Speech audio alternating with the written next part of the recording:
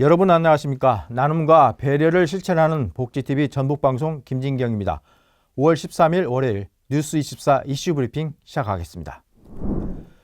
말도 많고 탈도 많은 새만금 육상 태양광 사업은 군산시가 100억 원을 출자해 설립한 시민발전과 서부발전이 1267억 원을 들여 내초도 일대에 99메가와트급 전력을 생산하는 사업입니다.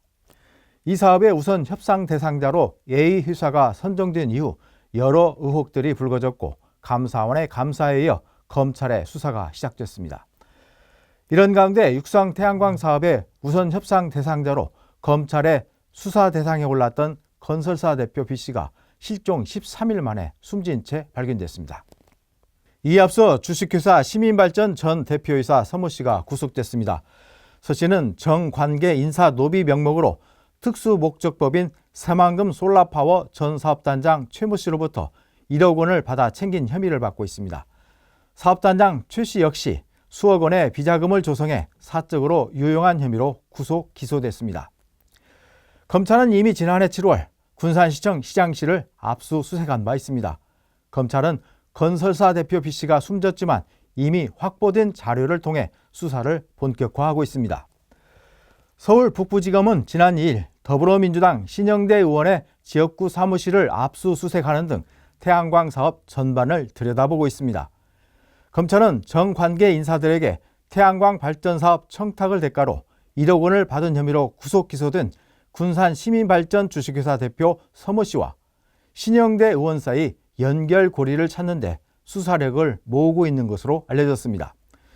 신영대 의원의 보좌관도 베트남을 다녀오던 길에 인천공항에서 핸드폰을 압수당한 것으로 확인됐습니다. 반면 신영대 의원은 서모 씨와의 연관성은 물론 모든 혐의를 강하게 부인하고 있습니다. 검찰은 또 태양광 발전 설비 설계 업체를 선정하면서 실적조차 없는 업체들을 선정한 부분에 대해서도 수사력을 모으고 있습니다.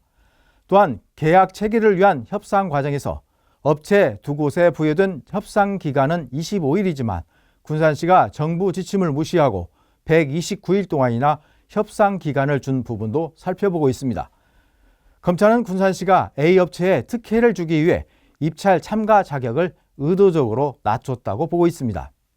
이처럼 태양광 발전 사업의 의혹이 최대 관심사로 떠오르면서 군산 지역 사회가 뒤숭숭한 분위기입니다.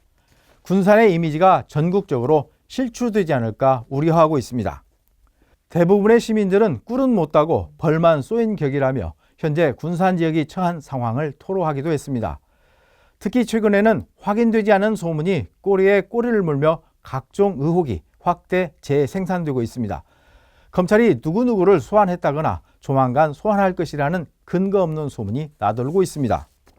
이런 분위기를 의식한 듯 군산시 의회는 성명서까지 내면서 검찰에 철저하고 엄정한 수사를 촉구하기도 했습니다.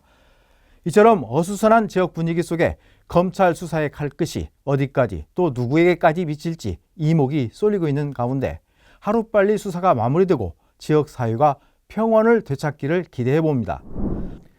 나눔과 배려를 실천하는 방송 복지TV 전북방송이 5월 13일 월요일에 보내드린 뉴스24 이슈 브리핑이었습니다.